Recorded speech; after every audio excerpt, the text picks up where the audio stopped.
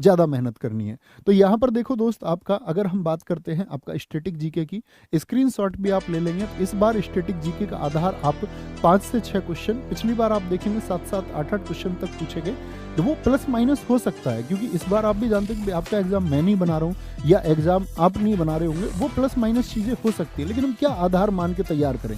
ठीक है, तो क्या बोलेंगे इसको, यहाँ पर देखेंगे ध्यान से, आप लोग अपनी क्वालिटी बढ़ा लेंगे थोड़ा सा। ठीक है, नहीं दिख रहा है सर, सारे दोस्त कह रहे हैं नहीं दिख रहा है, दिखना चाहिए भाई, मैं और जूम कर लेता हूँ, दिखना तो चाहिए।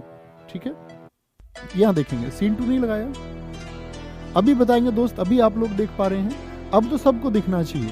तो देखो यहाँ पर लिखा हुआ है क्लासिकल डांस यानी कि शास्त्रीय नृत्य। शास्त्रीय नृत्य से मतलब है कि 8 शास्त्रीय नृत्य हैं, उनके प्रतिपादक कौन है, उनका इतिहास क्या है और उन नृत्यों से संबंधित क्या क्या चीज़ें हैं, यानी कि जितने भी डांसर है वो सब पूछे जाते हैं आपसे। फोक डांस यानी कि हर राज्य का एक लोक नृत्य, किस लोक नृत्य से संबंधित अन्य प्रश्न।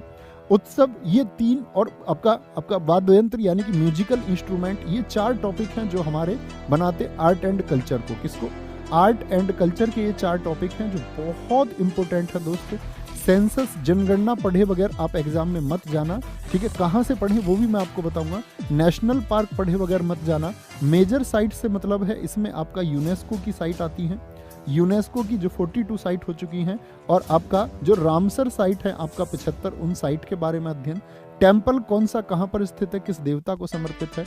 और स्पोर्ट्स, लोग भाई साहब आपका स्टैटिक जीके में 50% का पार्ट स्पोर्ट्स का है, यानी स्पोर्ट्स से मतलब क्रिकेट से संबंधित सभी क्वेश्चन आपके। ठीक है, क्रिकेट से संबंधित सभी प्रश्न, फुटबॉल, हॉकी और अन्य स्पोर्ट्स से उनकी जो ट्रॉफी है और उनके जो टाइमिंग है, यानी किस खेल में कौन सा खेल कितनी देर का होता है आदि, यानी एक गेम की आपको पूरी जानकारी होनी चाहिए। ठीक है, नेबरिंग कंट्रीज यानी भारत और उसके पड़ोसी देश, उनमें किसकी ऊंची चोटी है, क्या मुद्रा वहां पर है। ठीक है, और इम्पोर्टेंट बुक्स, आपका इम्पोर्टेंट बुक्स में दोस्त खेल और खिलाड़ियों की पुस्तक। ठीक है, खेल और खिलाड़ियों की जो पुस्तक है वो पूछी जाएंगी आपसे। ठीक है, फिर आता है आपका, इसके बाद में मैं आपको बता दूं, क्योंकि स्लाइड पर काफ़ी कुछ हुआ तो ये शायद आपको दिख रहा होगा, तो मुझे एक बार मिटाना पड़ेगा ये। ठीक है, इंपॉर्टेंट बुक्स के बाद में दोस्त आप स्क्रीनशॉट ले सकते हैं, तो आप कॉपी में तो अपनी नोट डाउन कर ही लेंगे। ठीक है, तो क्या बोलेंगे, गवर्नमेंट स्कीम, और आपके मैं इसको टेलीग्राम वगैरह सब जगह इसको शेयर करा दूंगा। ठीक है, सरकार की जो योजनाएं हैं बहुत इंपॉर्टेंट है, पिछली बार भी काफ़ी क्वेश्चन पूछे गए, और एक नया टॉपिक इस बार ऐड करने जा रहे हैं, पद्म अवार्ड, क्योंकि बच्चे इसके बारे में बहुत सारे पूछते रहते हैं कि जी पद्म अवार्ड कैसे पूछे जाते हैं। पूछ लेता 2019 में पद्मश्री एक तबला वादक थे उनको मिला, वह कौन है। तो उन पद्म अवार्ड को, यानी कला और संस्कृति के पद्म अवार्ड पढ़ना, क्योंकि हर साल पद्म अवार्ड बहुत मिलते हैं।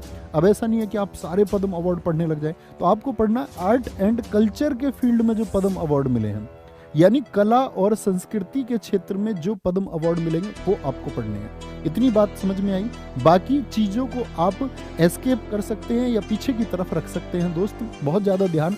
बाकी चीज़ों को कहने का मतलब है कि ऐसा नहीं है कि छोड़ ही देना है एकदम से, कहने का मतलब है उन पर एक विशेष ध्यान देने की जरूरत नहीं है, विशेष ध्यान इन चैप्टर्स पर आपको देना होगा।